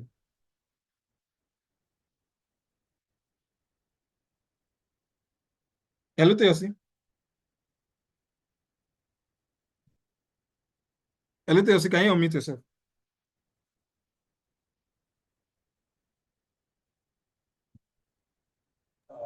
Hello, Okay, Teosi. yes, I'm with you. So what I'm sure is that does your module, does it agree to physical count? No, it doesn't. It It doesn't. doesn't. Because So that means because your physical count, your and module does not agree. Your module and general ledger does not agree. yes, because we deals with liquid form. We deals with liquid. So Yeah, I most understand. of the time there is a tendency we have surplus in quantity. By the time we weigh all those inventory Yeah, I one understand. after But the other. typically, the truth is So that for those, when you say there's a difference, right? What I understand most times that there's an allowable difference, right? So, for example, it could be a case of, oh, it has evaporated. It could be a case of, oh, when they're supplying it, the vendor supplied more or less based on that. But that's yes, acceptable difference. So beyond yes. acceptable difference, does your physical count and your module, do they agree? Yes, although of course it does. Okay. All right. So that means the only difference is all those allowable difference between just because of when you receive and Absolutely. all that. Okay, that's fine. Absolutely. Now, Yes. if your general ledger and your sub ledger, right, which is your module, do not agree, it means that in a way, the two of them are not, because what happens is that whatever happens in your sub ledger actually happens in your general ledger, right? So it means that there are transactions that are happening at the module level, but are not actually hitting your general ledger. Yeah. So the way I would see it now is to walk through transaction by transaction to identify what are those transactions that do not hit my general ledger. So, for example, if I issue out an item on the module, right? What happens on my general ledger? Do you understand? When I receive an item, what happens on my general ledger? So you identify each of the transactions that potentially happens on the module level and see if they happen on the general level. We're able to narrow down the transaction that does not happen, right, on the general ledger. That's your problem. So isolate all the various activities that happen on your module and test them one by one. You need to narrow down that this is a problem. And that's the way you identify where the problem is. Okay. Based on the outcome, you can now know how to now go deeper and see where the challenge is. And the problem may not be that it's a transaction level. It may even be isolated to a specific kind of product. Because typically what happens is when you're setting up your accounting software, when you create a product code, typically there's what you call account assignment. From various accounting software, they vary software to software, that you must assign GL to that product. So that if any transaction happens on that GL, the system automatically posts the relevant entries between the GL and for that product. So you need to know at the product level, when we're configuring this system for each of the products, are there account assignment for all the various products that we have? Do you understand? So which means that if they wrongly account if they wrongly put a wrong account from the GL as at the time when they are creating the item code, there is a tendency that it impacts another GL instead of the inventory account. Exactly. That's what you notice. Do you get?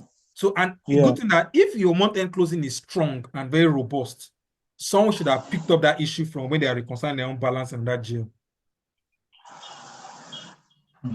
Okay. Yeah. Noted. All right. No problem. Don't worry, inventory is Thank you. very interesting and very somehow complex and a lot of stuff. Unfortunately, I think when you I first got asked you. the question, I wasn't paying attention, so I missed out your question. Oh, yeah. All right. Thank you. Okay. All right. So I think people have left. Unfortunately, they are missing the good part. So for those who are still on the call, like I said, the next training financial statement preparation will start 4th of May, and the preparation for practical accounting of fresh graduates with the 5th of April, right? My colleague has posted the bundle package where you can pay for a combination of this course or with our preparation manual account, where when you buy both, you not pay for them at the full price, but at a discounted price when combining those courses together. Please know that this particular discount is only available up to 6 p.m. tomorrow, so you will not have access after the the bundle price. Now, that's okay, so that's it in terms of the slide presentation. But I want to now open the Excel where we talk about month-end closing from the Excel perspective. So this brings some practical scenarios into the Excel itself.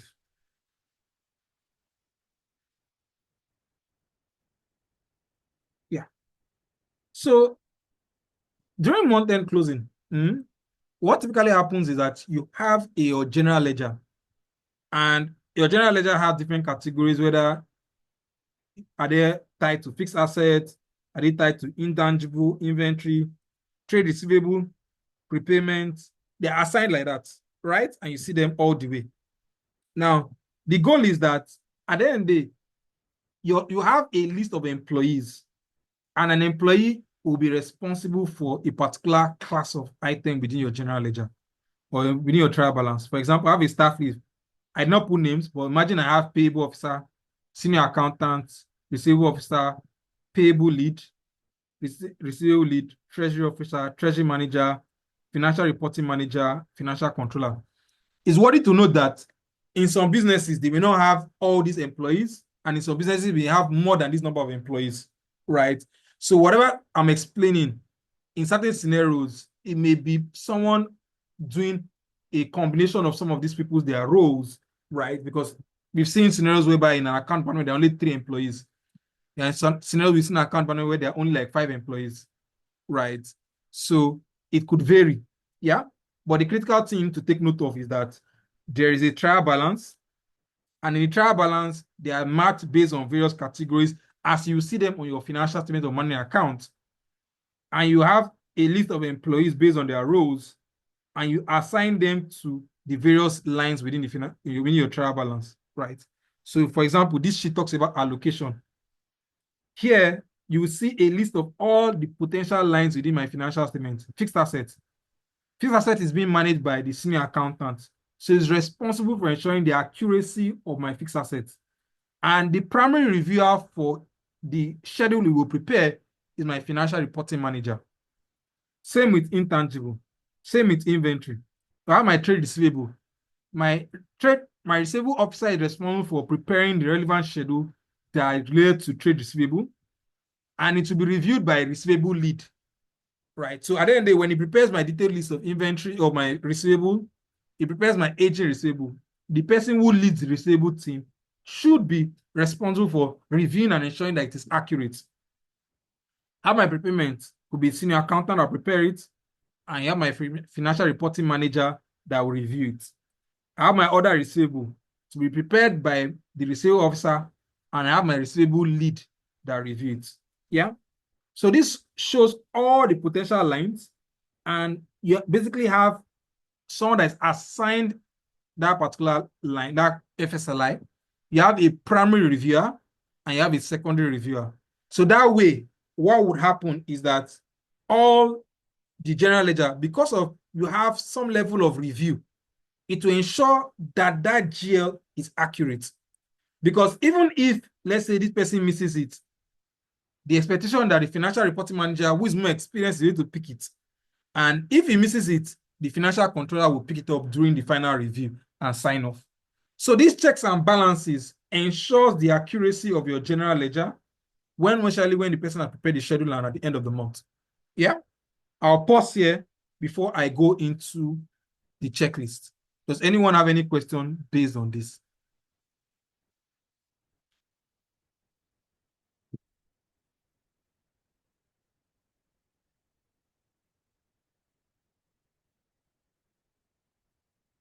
Okay, so someone said in a scenario where the accountant does not have access to the bank statement, the reality is I'll ask myself, is the person an accountant? Is the business really ready to have an accountant?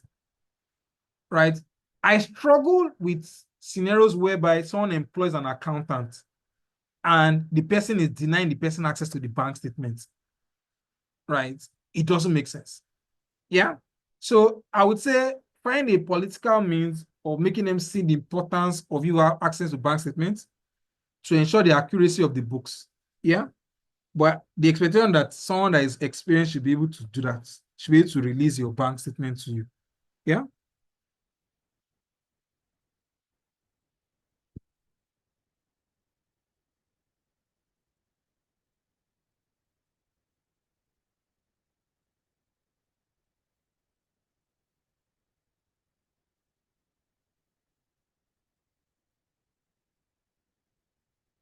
The reality, if you have been paid for like 4 months, the reality is that they don't want you to see that bank statement, to be very honest.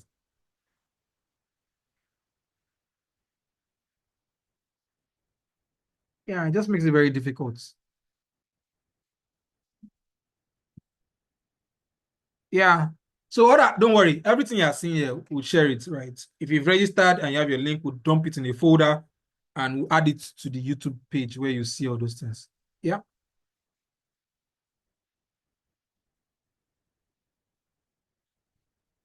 Okay, Oluwaseun. Yeah. Hi, Oluwaseun. Guess you have a question.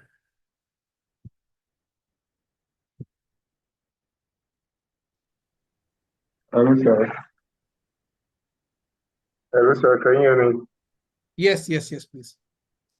Thank you very much for the opportunity. I am into a situation in my office because I just joined the firm, the construction and real estate firm, whereby they employ using of QuickBook desktop as their accounting software. And the issue I'm having is that after picking a certain date for the opening balance to start tracking their transactions, I was being given a task to check over the other projects which they have done for years before and let that record to be inside the accounting software.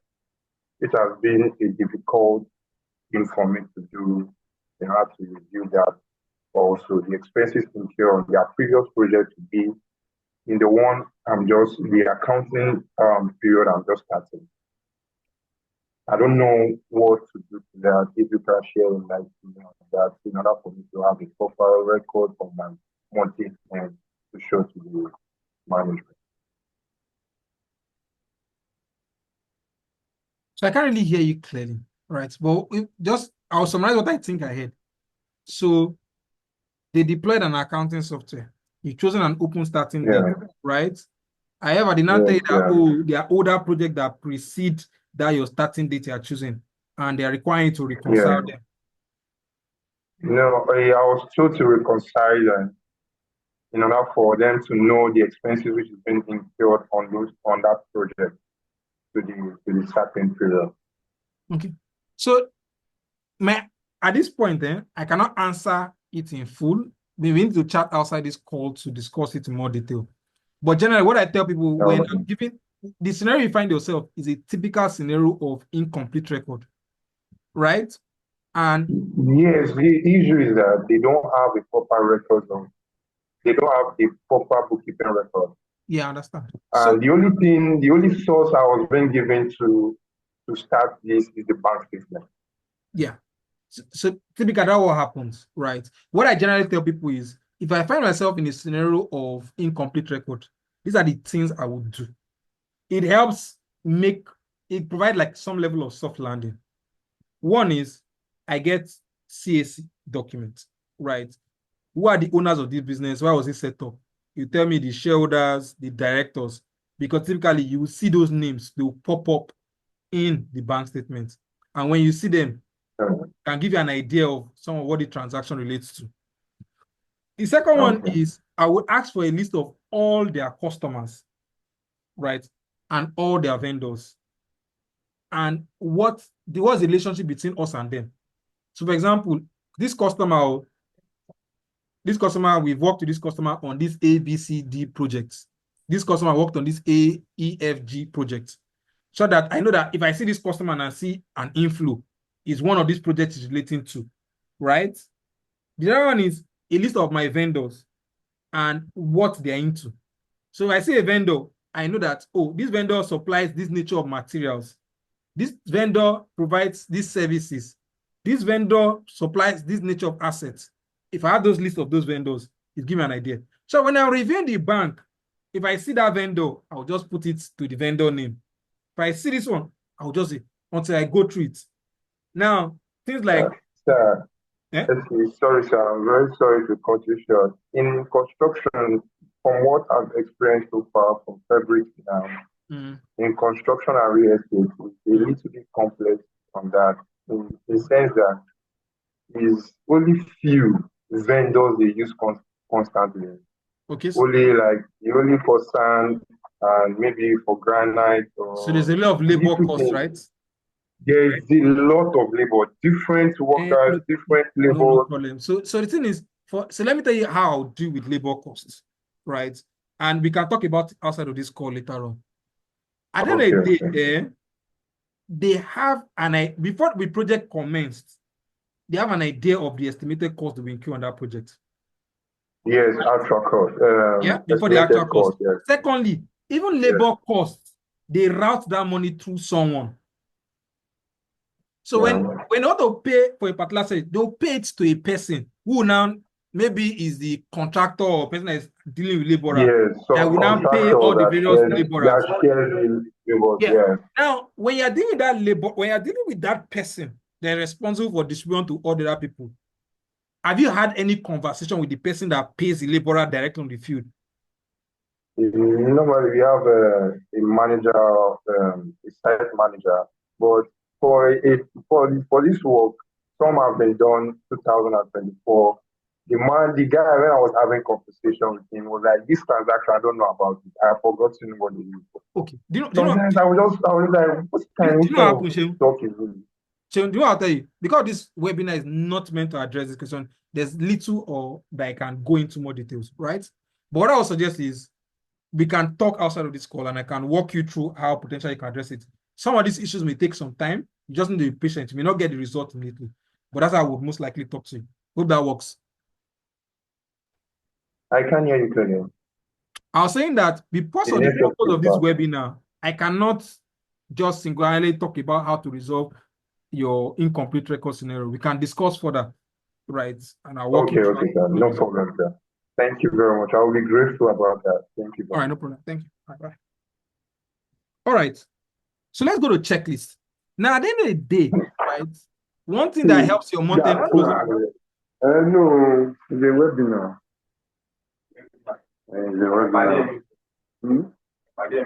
No. Yeah. So one thing that helps is your checklist, right? Your checklist basically lists all key activities that would happen. It describes some of those activities. So it gives you an idea what's expected of whoever is dealing with it. And it tells you the time of like a timeline when that thing should have been completed. Now, if you notice, this is like a month-end checklist for 31st March or 30th March. And the expectation is that whoever is dealing with fixed assets should have completed it by 4th of April, right? Capitalization of anything software related by 4th of April. Amortization should have been done by 4th of April.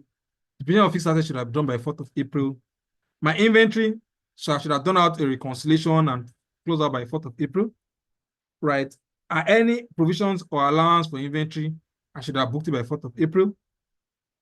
Any damaged item, I should have done it. My bank reconciliation, because I know how a lot of other tasks are tied to my bank reconciliation, I would target that my bank reconciliation should have been finalized by 2nd of April. Yeah. I'll say that all bank statements fully should have been uploaded so that I can finalize my bank reconciliation timely. Right. I expect that everything tied to my cash at bank because my bank collection is done, I should expect my anything touch my cash and cash account should be done by 2nd of April. Prepayment by 4th of April. My trade receivable, because I know my trade receivable is tied to invoicing, an expectation that if I have done all invoicing to my customers and all, should be done by 2nd of April, right? Because when that kind of activity is done, it helps me reduce the other work there. Trade payable, 3rd of April, that all invoices that need to be booked to my various vendors, I book them and ensure they're accurate. Yeah. My advance paid to suppliers, if I've reconciled all my vendors, and in cases where I have to utilize advance to some of my payable, I should have done them, so that by 4th of April, my advance to supplier should be clean and tidy, right? My other payable, right, should be done and dusted by 3rd of April. I should have my accruals all fully booked by 4th of April. If I have any borrowings by 4th of April, I should be done, right? Retained earnings done. Sales, which is tied to my receivable, I'm saying 2nd of April should have been completed. Cost of sales done and dusted, right? My operating expense, 4th of April, should be completed. Staff cost should have been fully booked, right? Then by 7th of April, all month-end relevant journals, corrections, whatever I need to post, I should ensure that they have been done and dusted by the end of the month, by 7th of April. So if there are corrections that need to be made, we post all those things and ensure we're fine, right?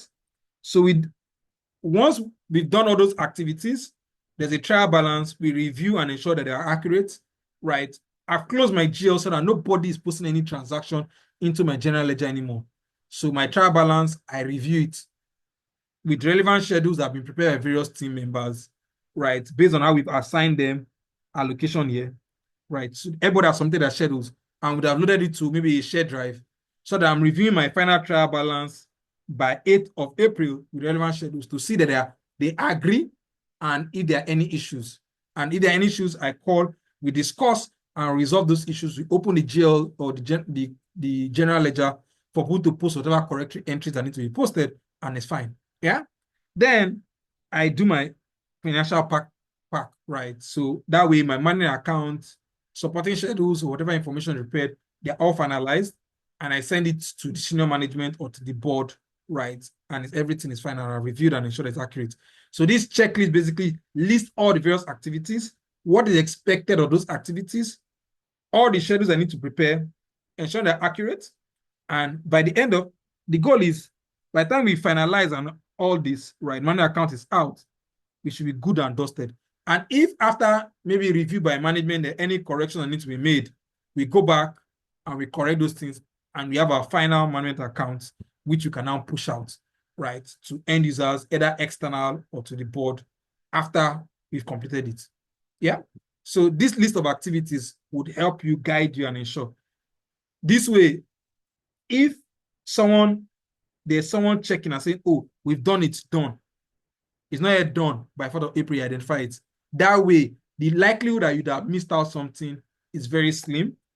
The likelihood that your GL is inaccurate is also very slim. Once you're able to follow this process of the checklist, this also serves like a month-end closing timetable, because invariably, I can just pick out this and the dates and the relevant user, and I can send it out. And typically, what people usually do is that for my month-end timetable, I can send it 1 week or 10 days before the end of the month. So, for example, for some businesses, by Monday, I sent out my month-end timetable to all people within finance so that everybody knows what's expected of them and the timeline, so that there's now someone monitoring and ensuring that are we up to date in terms of meeting up with our timeline.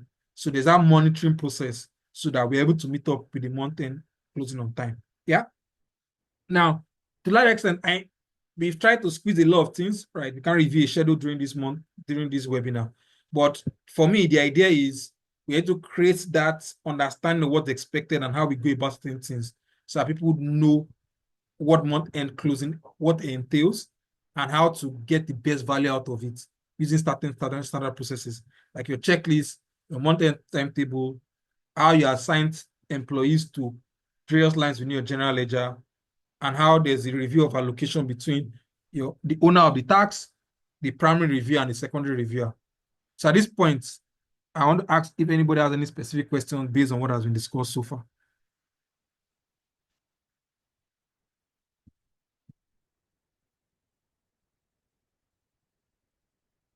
So if you're the only person, it means you're preparer and your reviewer. The only way you can do it for yourself is once you've done the work, you would maybe review the following day, and it's just that self-level check, right? Yeah.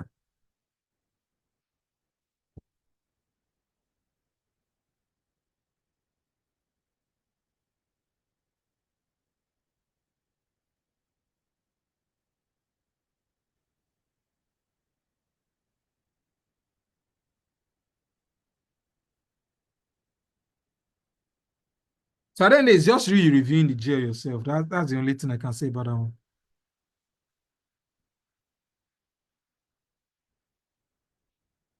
Okay, so this is my number. So you can reach me and can ask me outside the call. Yeah. So that's for those who are asking for my number.